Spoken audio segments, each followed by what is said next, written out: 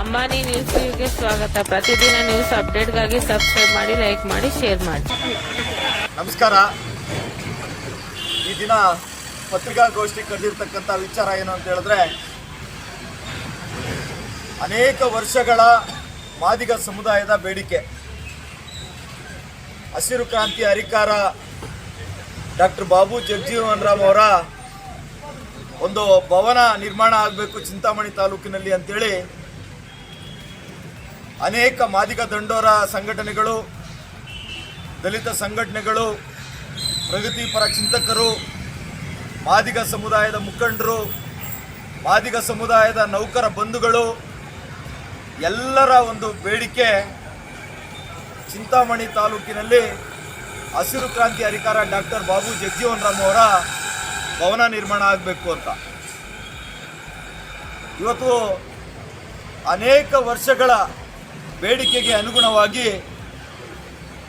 ಕರ್ನಾಟಕ ಸರ್ಕಾರದ ಉನ್ನತ ಶಿಕ್ಷಣ ಸಚಿವರು, ಚಿಕ್ಕಬಳ್ಳಾಪುರ ಜಿಲ್ಲೆಯ ಉಸ್ತುವಾರಿ ಸಚಿವರು, ಚಿಂತಾಮಣಿ ತಾಲೂಕಿನ ಜನಪ್ರಿಯ ಶಾಸಕರಾದಂಥ ನಮ್ಮೆಲ್ಲರ ನೆಚ್ಚಿನ ನಾಯಕರು ಆದಂಥ ಅಣ್ಣ ಡಾಕ್ಟರ್ MC ಸುಧಾಕರ್ ಅವರು ವಿಶೇಷ ಮುತುವರ್ಜಿಯನ್ನು ವಹಿಸಿ ಮಾದಿಗ ಸಮುದಾಯ ಅನೇಕ ವರ್ಷಗಳಿಂದ ಈ ಒಂದು ಬೇಡಿಕೆಯನ್ನು ಇಟ್ಟಿದೆ. ಆ ಸಮುದಾಯಕ್ಕೆ ಡಾಕ್ಟರ್ ಬಾಬು ಜಗಜೀವನ್ ರಾಮ್ ಅಧ್ಯಯನ ಮತ್ತು ಅಥವಾ ಕಲಿಕಾ ಕೇಂದ್ರ ಅಂತೇಳಿ 1 ಎಕರೆ ಜಮೀನನ್ನು ನಮಗೆ ಮಂಜೂರು ಮಾಡಿಕೊಟ್ಟಿದೆ.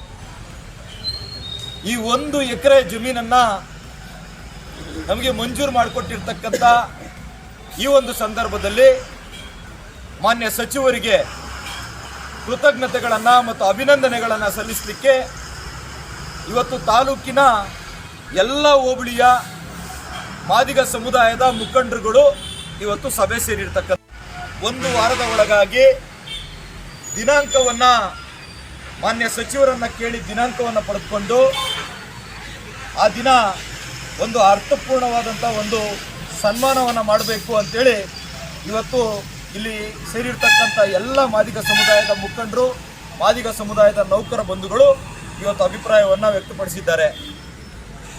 ಇವತ್ತು ಅದೇ ರೀತಿಯಾಗಿ ಮಾದಿಗ ಸಮುದಾಯಕ್ಕೆ ಅನೇಕ ಕೊಡುಗೆಗಳನ್ನು ಕೊಟ್ಟಿರ್ತಕ್ಕಂಥದ್ದು, ಮಾದಿಗ ಸಮುದಾಯದ ಅನೇಕರನ್ನ ಜಿಲ್ಲಾ ಪಂಚಾಯಿತಿ ಸದಸ್ಯರನ್ನಾಗಿ ಮಾಡಿರ್ತಕ್ಕಂಥದ್ದು, ತಾಲೂಕ್ ಪಂಚಾಯಿತಿ ಸದಸ್ಯರನ್ನಾಗಿ ಮಾಡಿರ್ತಕ್ಕಂಥದ್ದು, ಗ್ರಾಮ ಪಂಚಾಯಿತಿ ಅಧ್ಯಕ್ಷರುಗಳನ್ನು ಮಾಡಿರ್ತಕ್ಕಂಥದ್ದು, ಗ್ರಾಮ ಪಂಚಾಯಿತಿ ಸದಸ್ಯರುಗಳನ್ನು ಮಾಡಿರ್ತಕ್ಕಂಥದ್ದು, ನಗರಸಭೆಯ ಸದಸ್ಯರುಗಳನ್ನು ಮಾಡಿರ್ತಕ್ಕಂಥ ಕೀರ್ತಿ ಇವತ್ತು ಡಾಕ್ಟರ್ MC ಸುಧಾಕರ್ ಅಣ್ಣ ಅವ್ರಿಗೆ ಸಲ್ಲುತ್ತೆ. ಹಾಗಾಗಿ ವಿಶೇಷವಾಗಿ ಮಾದಿಗ ಸಮುದಾಯ ಸಚಿವರಿಗೆ ಒಂದು ಅರ್ಥಪೂರ್ಣವಾದಂಥ ಒಂದು ಸನ್ಮಾನ ಮಾಡಬೇಕು ಅಂತೇಳಿ ಇವತ್ತು ಎಲ್ಲ ಇಲ್ಲಿ ನಡೆದಿರ್ತಕ್ಕಂಥ ಎಲ್ಲ ಮುಖಂಡರು ಒಕ್ಕೊರಲಿನಿಂದ ತೀರ್ಮಾನ ಮಾಡಿದ್ದೀವಿ.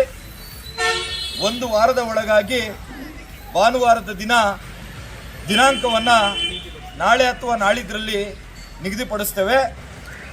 ಅದ್ಧೂರಿಯಾಗಿ ಅರ್ಥಪೂರ್ಣವಾಗಿ ಒಂದು ಕಾರ್ಯಕ್ರಮವನ್ನು ಮಾದಿಗ ಸಮುದಾಯ ಮಾಡಲಿಕ್ಕೆ ಇವತ್ತು ಒಕ್ಕೊರಲಿನಿಂದ ತೀರ್ಮಾನ ಮಾಡಿದ್ದೇವೆ. ಅಂಬೇಡ್ಕರ್ ಭವನ ಇವತ್ತು 18 ಕೋಟಿ ರೂಪಾಯಿಗಳ ಭವ್ಯ ಭವನ ಇಡೀ ರಾಜ್ಯದಲ್ಲಿ 224 ವಿಧಾನಸಭಾ ಕ್ಷೇತ್ರಗಳಲ್ಲಿ ಆನೇಕಲ್ ಬಿಟ್ಟರೆ ಚಿಂತಾಮಣಿಯಲ್ಲೇ ಇಷ್ಟೊಂದು ದೊಡ್ಡ ಮೊತ್ತದ ಅಂಬೇಡ್ಕರ್ ಭವನ ನಿರ್ಮಾಣ ಆಗ್ತಾ ಇರ್ತಕ್ಕಂಥದ್ದು ನಮಗೆಲ್ಲರಿಗೂ ಬಹಳ ಸಂತೋಷವಾಗಿದೆ.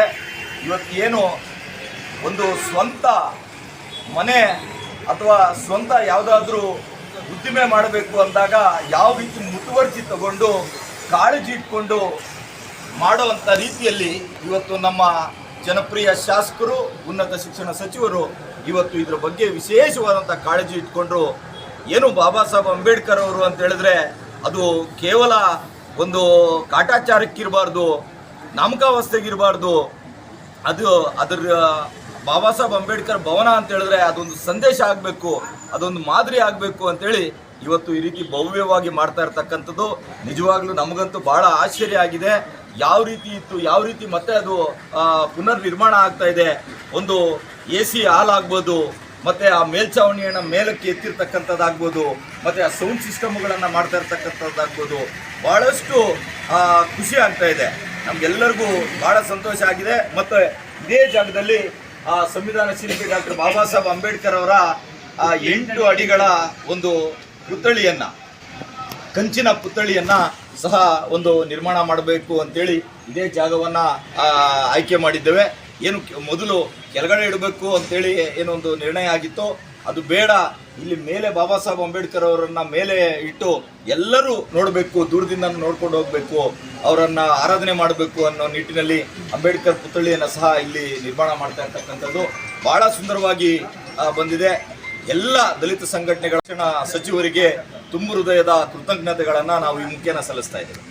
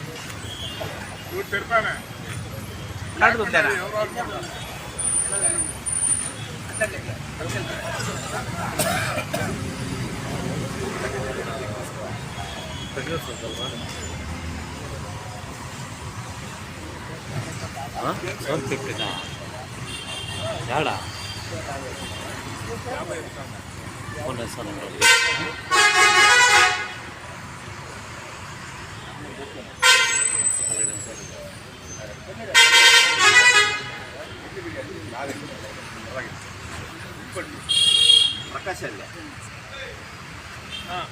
మీరంతా అడుంటే ఇట్లా మాట కరెంట్ కొన్నాం, మాదేమిలే, మీరేం లేదా కరెంట్ కొన్నాము. అవునా, దాన్ని కొద్దిగా తక్కువ చూసుకోవాలి.